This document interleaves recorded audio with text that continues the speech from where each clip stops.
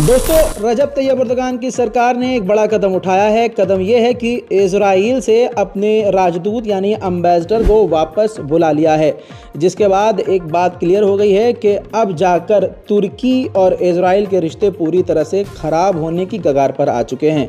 इससे पहले कई सारे एग्रीमेंट और डील जो वहाँ की तुर्की की कंपनियां हैं उन्होंने पहले ही इजराइल के साथ रद्द कर दी हैं। इसी के साथ रजब तैयब अर्दोगान का बयान जो सबसे बड़ा फ़िलहाल का ये है वो ये है कि रजब तैयब अर्दोगान ने कहा है कि इंटरनेशनल क्रिमिनल कोर्ट में हम इजराइल के इन तमाम मुद्दों को लेकर जाएंगे, क्योंकि इजराइल ने वॉर क्राइम किया है।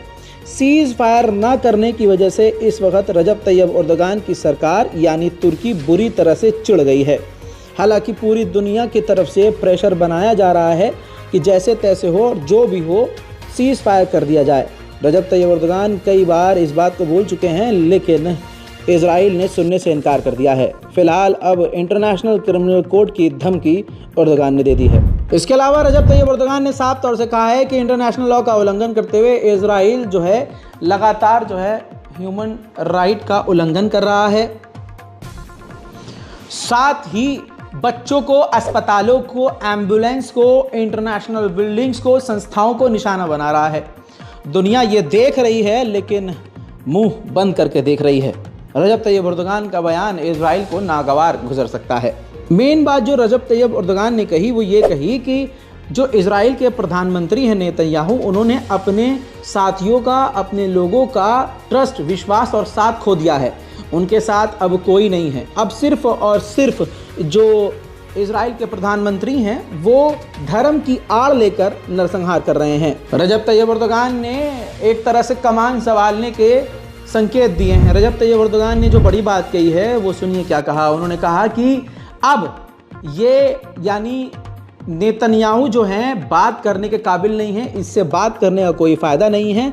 OIC के अंदर अब क्या बात करनी है, किससे बात करनी है, क्या बात करके क्या फ़ैसला लेना है, अब ये मैं फैसला लूँगा। रजब तैयब अर्दोगान ने आगे जो बुरी लगने वाली बात कह दी है, जो इजराइल को बुरी लगेगी, साफ कह दिया है कि तुर्की चाहता है कि फ़िलिस्तीन आज़ाद हो, 2 स्टेट सॉल्यूशन हो और जेरूशलम फ़िलिस्तीन की राजधानी हो। ये बात इजराइल बर्दाश्त नहीं कर सकता। वहीं मेरे दोस्तों, रजब तैयब अर्दोगान ने जो बड़ी बात कही वो ये कही कि तुर्की गाज़ा की जिम्मेदारी और गाज़ा की गारंटी लेने के लिए तैयार है हर तरह से।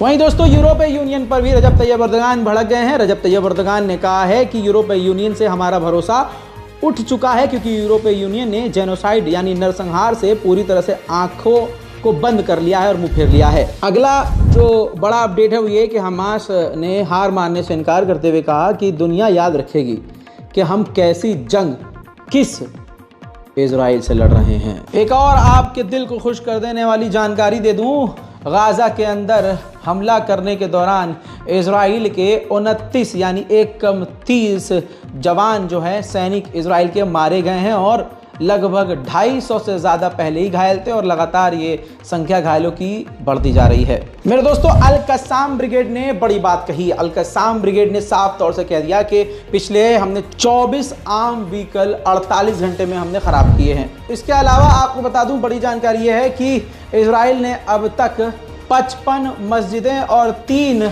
इंटरनेशनल यूनिवर्सिटी को तबाह किया है। जॉर्डन के फॉरेन मिनिस्टर ने साफ तौर से कहा है कि इस चीज़ को आप कैसे जस्टिफाई कर सकते हो कि आप 9000 गाज़ा के लोगों को मार देते हो, जिसमें से लगभग 4000 बच्चे हैं और उनमें काफ़ी ज़्यादा औरतें हैं, और डिफेंस के नाम पर, अपने आप के बचाव के नाम पर आप 9000 लोगों को मार देते हो।